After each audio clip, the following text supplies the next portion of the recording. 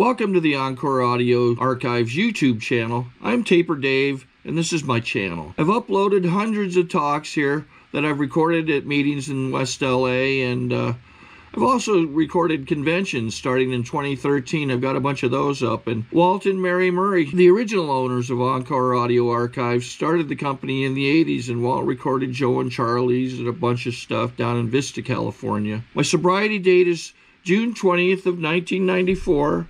I hope you find something you like, so please like and subscribe to my channel and comment down below. If you want to hear something that I don't have or that you don't see, I'll see that I get it. Anyways, take care and have a great day if you want to. To obtain additional copies, receive a free catalog of AA and Al-Anon talks, or to find out about our tape and CD of the Month Club, call Encore Audio Archives at 1-800-878-1308 or visit our website at www.12steptapes.com. Hi. I'm Lisa W. I'm an alcoholic. Hi. How are you guys? Good? I'm so glad you're all here tonight. It's a full house almost. That's awesome. Welcome to Living Sober 2014. I want to thank the steering committee, all of the co-chairs, my advisory board fellows, everybody for making this happen this year and all the other years before this year. And I'm just really happy to be here and see you all. So I have a request. Kenny, can I have a 5-minute? Thank you. Okay. I need something. So, oh, sorry, my phone's ringing. Hold on 1 second. Sorry. This is Lisa W. Lisa? Yeah? Oh, Imelda? Yeah? Hi. I'm busy. I'm at the Living Sober conference. I'm sharing right now. Oh, I just wanted to share the news on the Tell the truth, bitch? Oh. Okay. Okay, honey. I love you. I'll see you at high noon. Okay, bye-bye.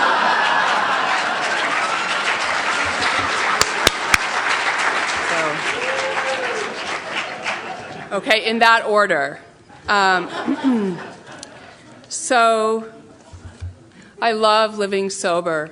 I've been coming to Living Sober since 1990. I got sober in 94 to qualify. My sobriety date is August 22nd, 1994. And I came to Living Sober that first year, so 1995.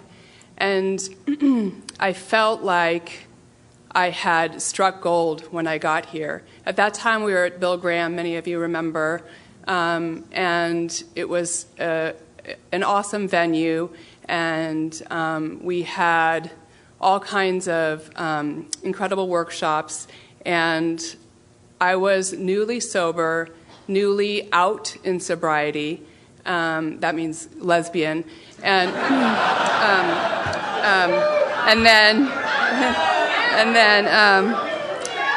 so it was fantastic to find out we had this conference that provided for us gay, lesbian, transgender, bisexual, you name it. We were able to be here, and I was really, really, really grateful. And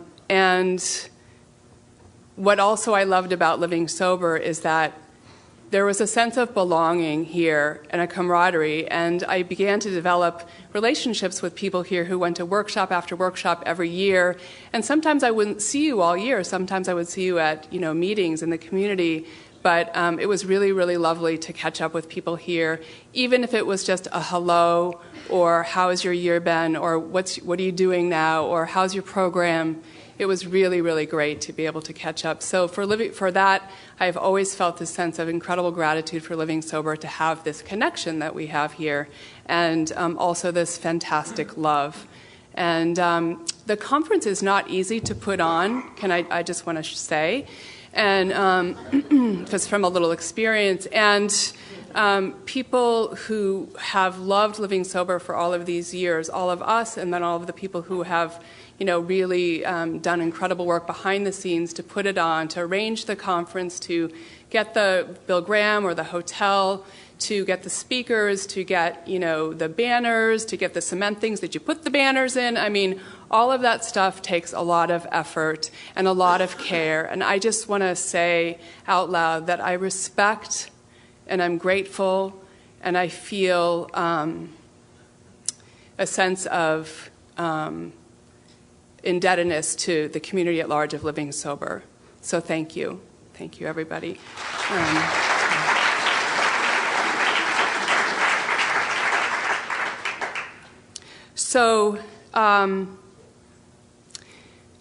Because I've been around for a few years, the most important person in the room is what I was told when I was new, is the newcomer. So I just wanted to see, do we have any newcomers tonight here in the room?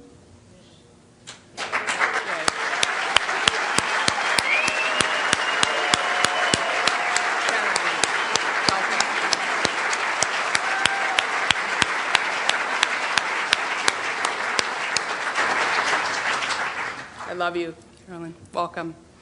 When I was new, I first came into the rooms of Alcoholics Anonymous in 1994, like I said, and I didn't have a problem in the moment that I came in with a sense of powerlessness because I was really, really ready to be here. So I have never looked back. When I came in, I was like this. I was totally out of it. I couldn't hardly walk. I couldn't talk. And I knew I was ready for something different. But I had no idea what it is. And what I want to express to those of you who are new, or even if you're returning or struggling, is that there's hope here. That's what I found. There's hope here.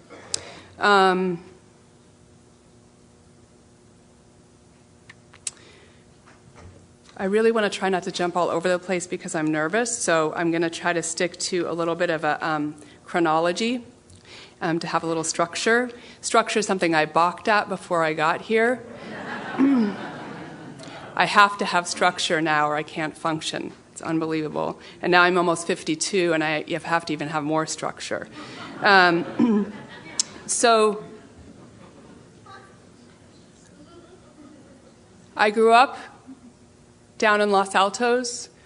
I was adopted when I was about 4 months old. My parents my mom was a stay-at-home mom. My dad was climbing the corporate ladder at Hewlett-Packard. And I had a brother who was adopted as well, 2 years younger than me.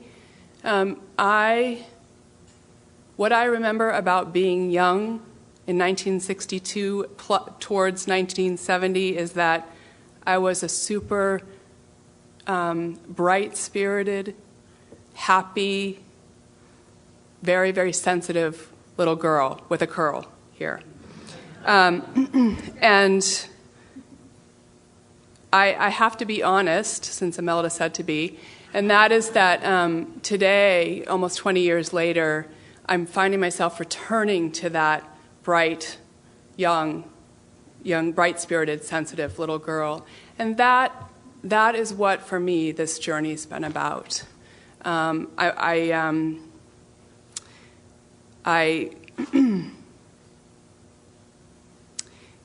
was a lot of incredibly wonderful things about my childhood, and then there were some things that were incredibly traumatic. And most of us, or a lot of us that I am aware of, have had a lot of trauma and injury. And when that trauma and injury happens, as it happened for me, something shifted. I don't know, because I don't so much need to know when it was that I discovered that I had an allergy to alcohol, and that I would become an alcoholic later in my life, cross the line. But what I know is with that sensitivity and with that trauma, that my emotions became very dysregulated. That's what I know. And so that was when I was around 10, and from that time on, I can look back and say that that something shifted, and I wanted to start to have an altered sense of reality. And I looked for that, and the first way that I looked for that is in the cookie jar. And and I learned how to steal from the cookie jar. And I would stick my hand in when my mom wasn't looking, and I would take 2 cookies, sometimes 3, sometimes 4. And I discovered that sugar, for me, was a comfort. And that's sort of how I began my journey with turning to something to make something make me feel better outside of myself. And I felt like it was not that I wanted it. That's true, but it was that I had to have it. I really had to have it to make me survive. And I really feel like I was able to function through middle school and then through high school with those cookies and with that sense of extra something. And when I hit high school, and I was in boarding school my senior year, and I told my friends, I'll never smoke, I'll never do drugs, I'll never be a cheerleader, I'll never, do any of the things that many people do in high school. And I didn't. But what I did do was that I ate, and I ate, and I ate, and I ate. And I started to get really heavy. That's just a part of my story, and how that relates to alcoholism, I'll share it later. But and my behavior. But I really realized that I had to be altered to be able to tolerate a lot of things that were going on. We don't know. I don't think we ever know that if we put alcohol in our body, that if we're an alcoholic, that we might develop an allergy to it, that if we put it in our body, that we're going to have a response like someone looks at me the wrong way and I want to kill myself or kill you. It's not something that you would ever read, until we got here, right? The big book. But that's what happened to me. I said I was never going to drink or smoke. So by the time I got out of high school, I was smoking cigarettes, and I started to have a little bit of beer here and there. And I had tasted my dad's beer when I was young, but it never did anything for me. And suddenly, I couldn't stop. That's what it felt like. Suddenly, I couldn't stop, and I couldn't stop, and I couldn't stop until I did stop, and then I came here. Thank you, God.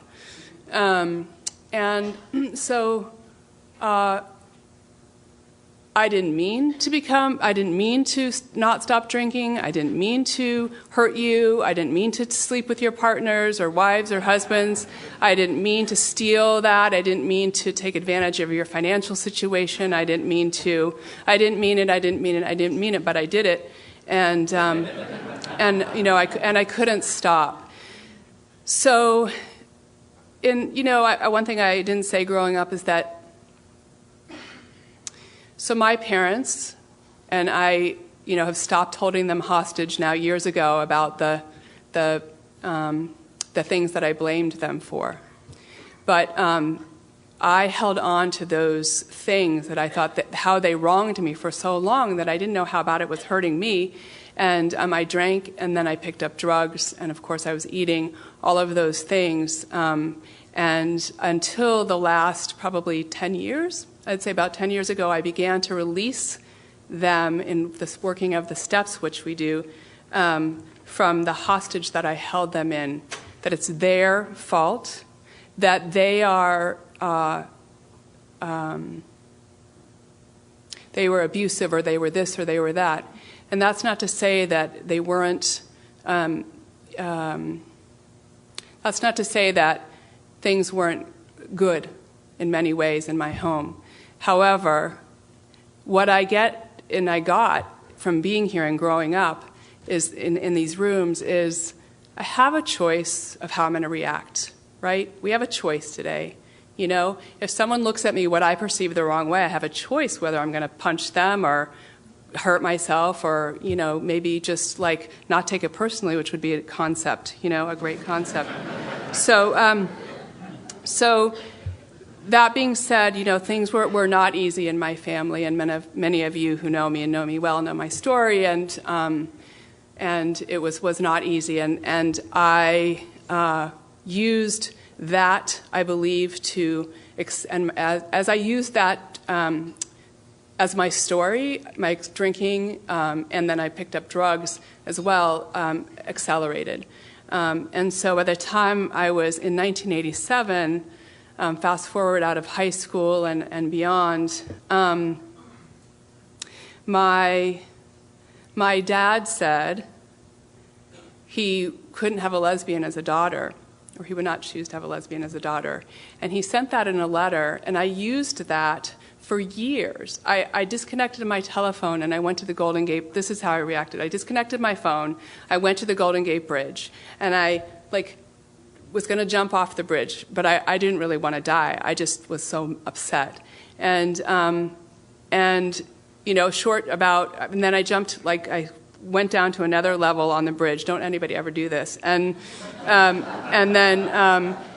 I was rescued, always rescued by these gorgeous women firefighters.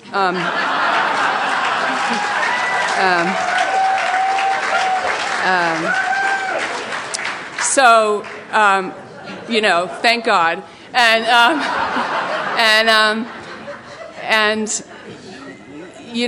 And probably I went to Maud's, which at that time was the lesbian bar. After I, got out of the mental hospital, I went to Maud's and had a drink.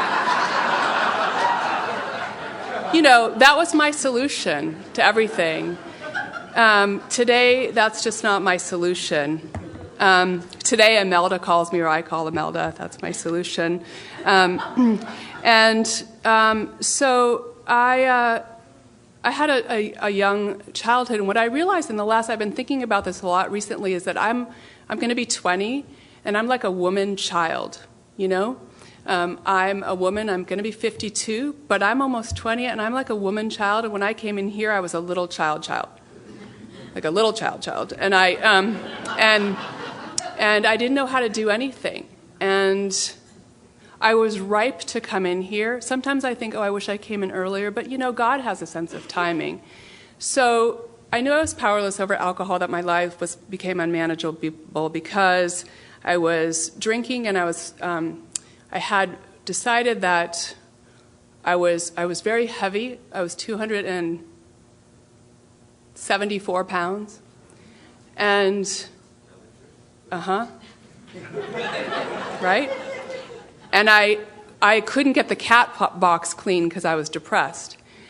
And so I thought, I think I'm going to have, this was in 1994, I think I'll have some alcohol, and I'll get some of that stuff that makes you not eat called crystal meth. And I'll clean the cat box, and I did.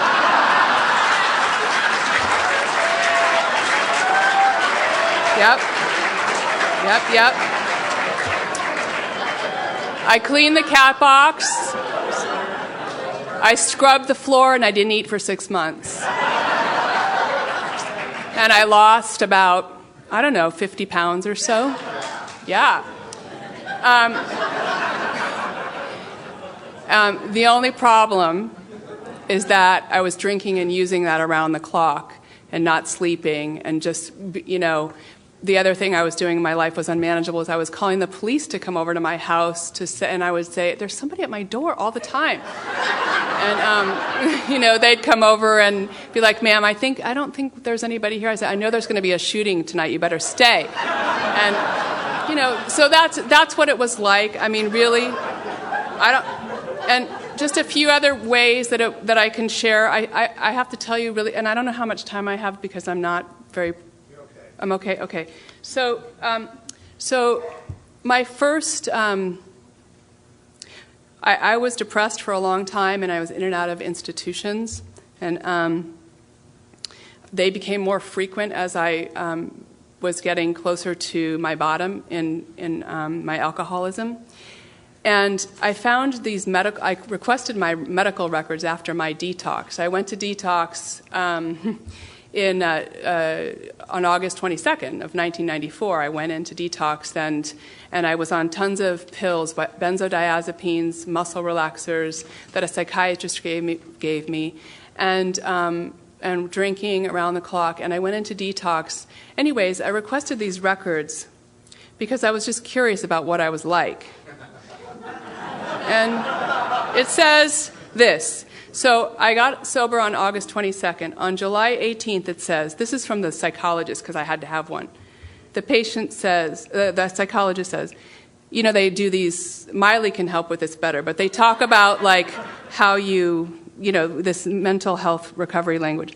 Patient presented with elevated depression, admits to SI, I think that's suicidal ideation, states she is not committed to remaining sober. To obtain additional copies, receive a free catalog of AA and Al-Anon talks, or to find out about our tape and CD of the Month Club, call Encore Audio Archives at 1-800-878-1308, or visit our website at www.12steptapes.com. She's something about side effects from alcohol and drugs. So that was in July. In August, I was back in there, and it says, and this was when I got sober, it says, I'm scared, and I don't know what to do to help myself. I can't see, and I have trouble walking. Now, that was where I landed. That was about 6 days after I got sober. So I know we don't have many newcomers here, but if you're new and you can't walk and you can't talk and you can't see or you can't function, it's okay. I understand, and most of us do. We were there. So it's hard to remember that person today, but it's important that I remember that person today.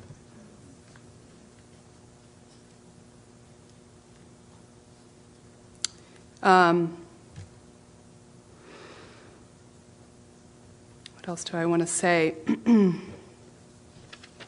Sorry to interrupt your viewing. Taper Dave here. Just wanted to take a second to ask you to like and subscribe to my channel. Let me know if you like what you're listening. I've got some very good talks here, and this one's a great one. Just curious, do you think this is better than Zoom? Tell me what you think.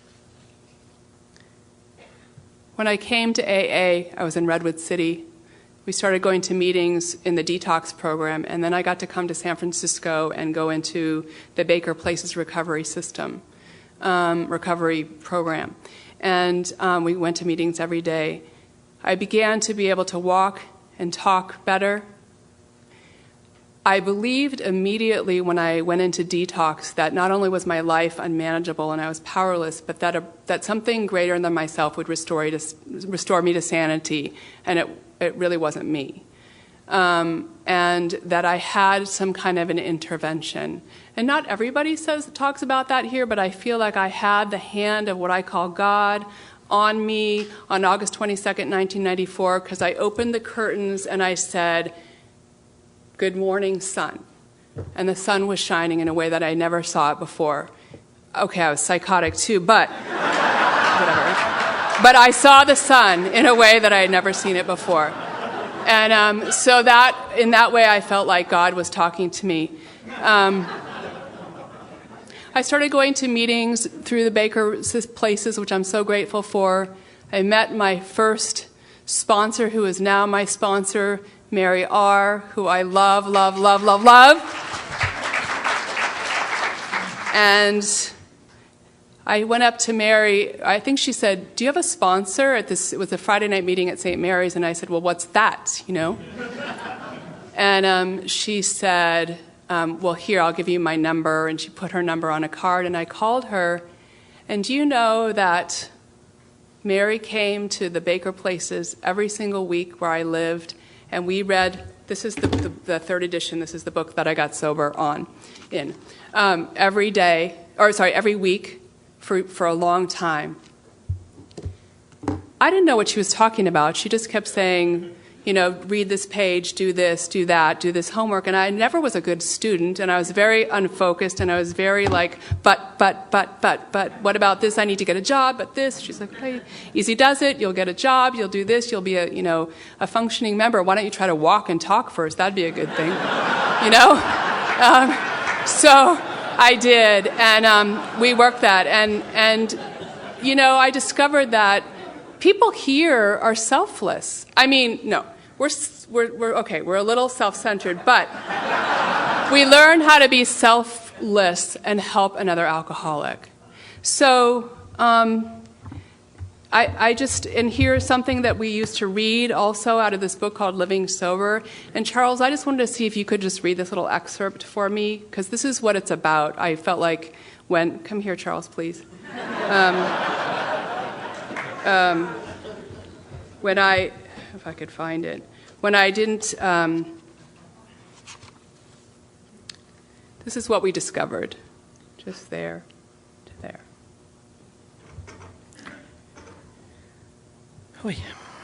We discover, but we can hardly dare to believe right at first, that we are not alone. We are not totally unlike everybody after all.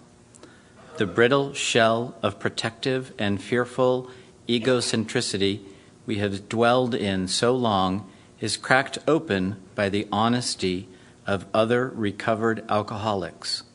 We sense, almost before we can articulate it, that we do belong somewhere, and the loneliness starts rapidly leaking away. Thank you. I love you. Thank you.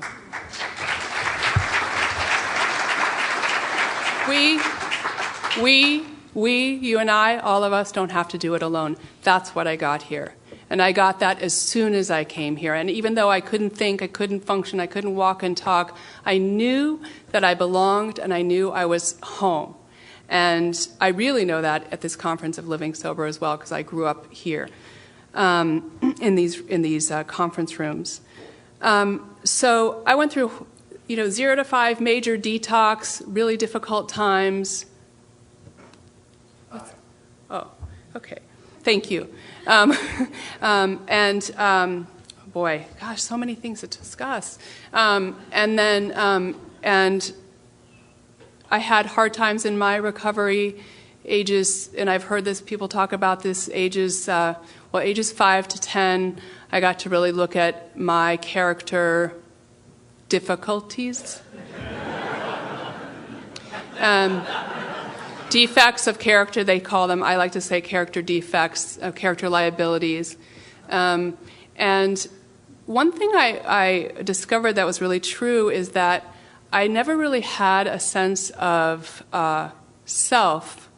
But what I didn't understand is that I didn't have a sense of self, but all I thought about was me. I couldn't figure that out. So here, in these rooms, what I've learned is, and Mary R. says this, if you stick around long enough, you'll meet an interesting person, and that person is you, And so I started looking at all my character difficulties. So one of the things that was happening for me is that I was mean in my relationships. I raged, and I know those of you who know me very well have experienced this sometimes, and I raged and I couldn't stop. And if you got too close to me, I raged more. But I wanted to be close to you. That's all I wanted, So for me, what I found out is that I had to go to some other programs to deal with something that was, which was in relationship to what I talked about in the beginning, which was my turning to food, which was the flour and sugar for me, which made me absolutely mean and crazy. And I haven't had that now in years, and I'm not so mean. And I also am willing to be closer to you without defense. So that's something that I learned here. I think we all want to be authentic, or at least I know I do, but I never knew what that meant. And so in the years between 10 and 20, after I got abstinent from flour and sugar, I started working on what does it mean to have not a sense of self. That's important to be authentic, to grow up here, to work the steps, to look at what we've done wrong, to amend that, continue to do that. But what is a purpose? Like, what is our purpose here? what is my purpose? It comes back to this thing that my sponsor and many sponsors I've had have always said, which is, so you clean your house and your cat box. You trust God, which I do, and you work with others, which I do. And that's really what it's about. And so today, as I said, I'm this woman child. I crossed the line when I was 19 to becoming an alcoholic and came out, started sleeping with women, and realized I was a lesbian. My friends were in college. I was in a mental hospital looking out the window going, I wonder when I'm going to get my life together, or get a life, basically. I didn't get that till I came here. You guys, the foundation, the steps, the principles of Alcoholics Anonymous helped me build that. And I didn't get to college. I tried to take a few classes, but I kept getting W's and W's and W's and F's. And so recently I had a conversation. The best thing that's happened to me in the last 8 years one of the best things is that I've gotten this incredible family, a family I can call my own, which is my partner, Michelle, and my children, Nick and Sarah, my stepchildren, who are the lights of my life and all that goes along with that. And done. And anyways, we had a conversation, and Nick, my son, who's in college now, said, I think you'd feel really great if you went to college. And people know that I've been wanting to go to school. So I've gone back to school. And so this woman child is starting to grow up and learn how to be in life in a different way. And so I just want to close with saying, we can do it. You can do it. We don't have to do it alone anymore. It's not an easy program, but it's a simple program. Don't try the steps by yourself.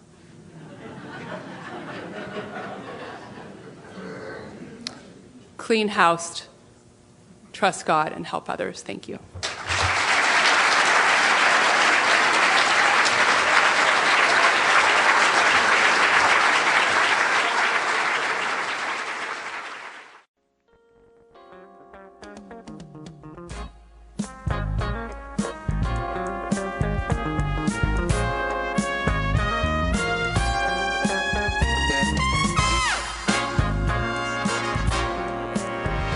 We hope you've enjoyed this recording. To obtain additional copies, receive a free catalog of AA and Al-Anon talks, or to find out about our tape and CD of the Month Club, call Encore Audio Archives at 1-800-878-1308, or visit our website at www.12steptapes.com.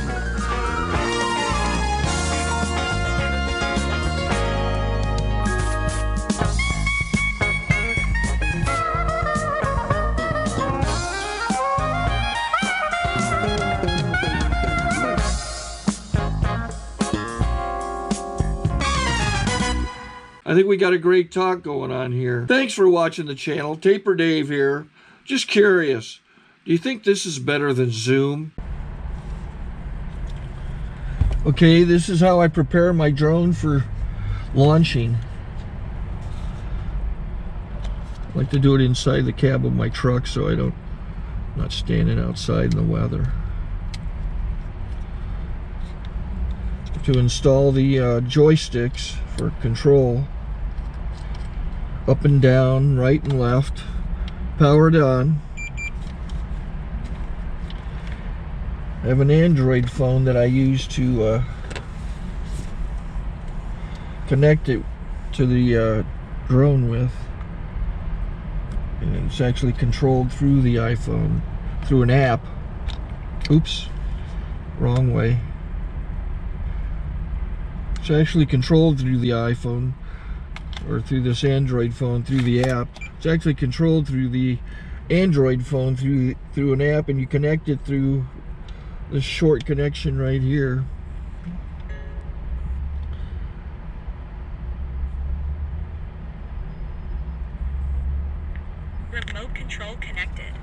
remote control is connected. So I pull out the drone. I have to extend the legs. Long legs extended first, then the short legs. Remove the gimbal protector. Set that aside, then power it on one short burst, then one long burst. I lay it down. So I have to go to calibrate. So the drone's not connected yet. It shows you here as this drone gets disconnected, even though the remote's powered on. So the drone has to establish it's connected. So I go into the app to calibration mode. First I'll calibrate the remote controller. Start calibration. Out, in, out, in, up, down, and then this little wheel is to control the gimbal. So it's calibrated. Go to gimbal calibration, start calibration, and then it calibrates the gimbal. I don't know if that shows up. The gimbal's moving all over the place. Changes, you can see it on the video. And I'm calibrated to take off. It's acquired 7 satellites at the moment. There are 26 satellites up in the sky, which it has to acquire before you can take off. So it's connected. It's got enough satellites. This is white. I can go to press this little arrow button, swipe right to take off, and it would start the motors if I slid this to the right. But I'll wait till I get outside. Don't want to do it inside.